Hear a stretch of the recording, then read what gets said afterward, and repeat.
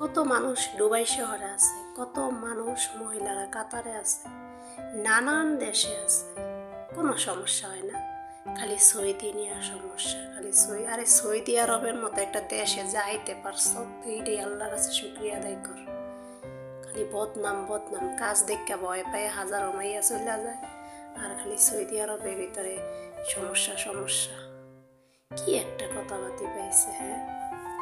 আচ্ছা, প্রত্যেকটা প্রবাসী বোনের কাছে আমার একটাই অনুরোধ, আমাকে মেসেজ দিবেন যে আপনারা কোন বাসার ভিতরে কোনো পুরুষ পোলার নির্যাতনে আছেন, নাকি কোনো মহিলার থাকলে মহিলার, কেন মহিলার সাথে কাজ করেন। একটু বসা দেখলে হ্যাঁ হুকুম দেয়, সারাদিন বইরে সৎ কাজ করছ নাই, খালি মোবাইল, নানান সমস্যা, যত কথা, যত সমস্যা, যত ভালো ব্যবহার, যত খারাপ ব্যবহার মহিলাই করে, ম্যাডামই করে। আর আমি তাবুক শহরে কাজ করছি, আলহামদুলিল্লাহ ওই পরিবার এত ভালো, তার ঘরও 5টা ছেলে, ম্যাডাম বয়স্ক, মায়ের বয়সী, যাক আলহামদুলিল্লাহ ওই ফ্যামিলিটাকে আল্লাহ অনেক ভালো রাখুক। কখনো কোনো খারাপ কিছু চোখে দেখিনি, আমাদেরকে ওরা খুব সম্মান করে। শুধু একটাই সমস্যা হইতো ম্যাডামের সাথে, ভালো হইতো মন্দ হইতো যা কিছু হইতো ম্যাডামের সাথে, কিন্তু খারাপ জিনিস কখনোই চোখ দিয়ে দেখিনি। তোরা আসো সেই খারাপ নিয়ত কইরা, এই জন্য তোর সাথে খারাপটাই হয়। আমরা সব সময় ভালো নিয়ত করি, এই জন্য যেখানেই কাজ করি সব সময় আল্লাহ আমাদেরকে হেফাজতে রাখে। আমাদের এই 2 চোখে শুধু ভালো জিনিসটাই দেখি, খারাপ কিছুই দেখি না।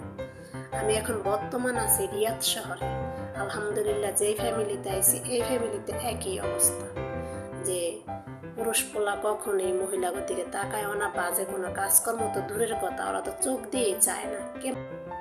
তোগো মতো মহিলাগো না পায়ের জুতা দিয়া বাইরানো উচিত, যারা বিদেশে আইসা তসনস করে মানুষের নামে বদনাম করছে, যে বিদেশ গেলে এটা সেটা। জানোসই তো বিদেশ খারাপ, আসসকে দালাল গো পিছে পিছে তোরাই তো দেখি গরস। এলাকার ভিতরে কত মহিলা দালালের খোঁজে, কে মহিলা মাগনা বিদেশ নিব, তোরাই তো খোঁজস, চোখ দিয়ে তো দেখে আসছি। তাই তোরাই আই সেই ধরনের কথাবার্তা বলো, এইসব কাজকর্মগুলি তোরাই করস।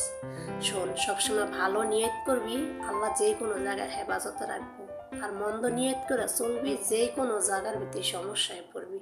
ওই আমরা তো কোনো সমস্যায় পড়ি না, আল্লাহ দিয়ে আমাদের কি সুন্দর হেফাজতে রাখছে, যে মানে বাংলাদেশে এরকম সেফ ছিলাম না, এতটা পদ্মা হইয়াছিলাম না, এতটা 5 ওয়াক্ত নামাজ কালামও বাংলাদেশে ঠিক মতো পড়ি নাই, যে এইখানে আইসা অনেক কিছু শিখলাম, অনেক কিছু জানলাম। এই জন্য সবসময় সৌদি গ্রুপের শ্রদ্ধা ভালোবাসা সবসময় থাকবো, আলহামদুলিল্লাহ। এইমাত্র একটা ভিডিও দেখলাম, একটা মেয়ে বিদেশে এসে বাসাবাড়ি কাজের বিষয় সৌদি আরব। কখনো কোনো ভাই বোন শুনছেন? আমি জানি না, সবাই আমরা জানি যে সৌদি আরবের ম্যাডামরা আমাদেরকে বাসাবাড়িতে কাজের জন্য নিজের খরচা টোটাল দিয়ে আনে। আর সৌদি আরবের সিস্টেমেই থাকে একটা মেয়ে, দায়িত্ব সব কিছু থাকে একটা ম্যাডামের হাতে। ওর নাকি সৌদি আরবের পুরুষগুলোর উপর নির্যাতন করছে, সেজন্য নাকি ও অত্যাচার সহ্য করতে পারে নাই, ছাদেরতে লাভ দিছে। যাক, তো ও নাকি দালালরে দিয়ে 5 লক্ষ টাকা দিয়ে আসছে। আচ্ছা, 5 লক্ষ টাকা দিয়ে কোনো বাসা বাড়ির ভিতরে কি আসে কখনো শুনছেন? সে একটা গরিব ঘরের মেয়ে দেখলাম, ভাঙাচোরা টিনের ঘর, তার কাছে যদি 5 লক্ষ টাকা ক্যাশ থাকে, তাহলে সেই ব্যক্তি তো বাংলাদেশেও কিছু করে খাইতে পারে, 2-3 লাখ টাকা দিয়েও তো কোনো ব্যবসা করে খাইতে পারে। তাহলে সেই মেয়ে কেন বিদেশের বাড়ি আসছে? আরও মানুষের সতর্ক করে দেয় বিদেশ যে না আসে এই ধরনের। পরে বললাম, তুমি এই দেশে আসছো, কোনো টাকা পয়সা লাগছে? কয় কি না, 1 টাকাও লাগে নাই। আমি কি এই জন্যই ফাল পাত্তাছো বাংলাদেশে যাইবাগা? যদি নিজের টাকা দিয়ে আসতা তাহলে টাকার মর্মটা বুঝতা, কষ্ট হইলেও থাকতা। দেখো, আমাদের দেশের অনেক হাজারো প্রবাসী ভাই ডানের দেশে দেখো টাকা পয়সা দেয়ও কাজ পায় না, 3 বেলা নিজের উপরে খাবার, রুম ভাড়া নিজে দিতে হয়। অনেক জায়গার ভিতরে এরকম অনেক ভাই আছে। তো আমাদেরকে আরব দেশের লোকেরা যে বাসা বাড়ি কাজের জন্য আমাদের টাকা দিয়ে আনে, তো এটা কি আমাদের কি সুখ না? কাজের জন্য আনে, কাজ তো করতেই। এখন কাজ দেখে কি ভয় পাইলে চলবো? আমার বাসা 3 তলার থেকে প্রতিদিন আমার ঝাড়ু দিতে হয়, মুছতে হয়, বাড়ির বাউন্ডারি দেওয়া যেসব খালি জায়গাগুলি থাকে এগুলি ধুইতে হয়। তো তুমি 2টা বাচ্চা দেখবা, বাড়ির 1 তলা কাজ করবা, এ দেখে ভয় পাইতেছ? আর ম্যাডাম 2জন জামাই বউ চাকরি করে, তো সুখে থাকলে তোমার ভূতে গিলাইতে। আসলে কি, যেসব মেয়েরা ছোটবেলার থেকে কাজ করার অভ্যাস আছে, ছোটবেলার আল্লাহ সবসময় কর্মের পিছনে যেসব মেয়েরা ছুটছে সেই সব মেয়েরা কখনোই যত কাজ আসুক কাজের কখনই ভয় পায় না, বরং কাজ ওইসব মেয়েদেরকে দেখলে ভয় পায়।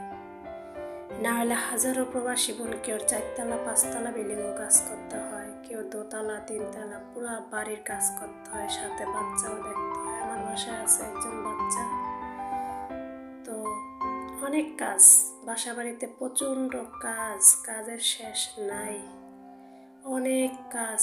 কেমনে বোঝামো আপনাকে, আসলে সেইদিকে বাসায় তো কখনোই বাইরের মানুষ আসতে পারে না, তাই কখনো বোঝানো সম্ভব না। তো যাই হোক, ছোটোবেলাতে সবসময় কষ্ট করে আইছি, তো এই জন্য কষ্টটারে কষ্ট মনে করি না। আল্লাহ যে সবসময় ধৈর্য শক্তি ক্ষমতা দেয় এগুলি মেনে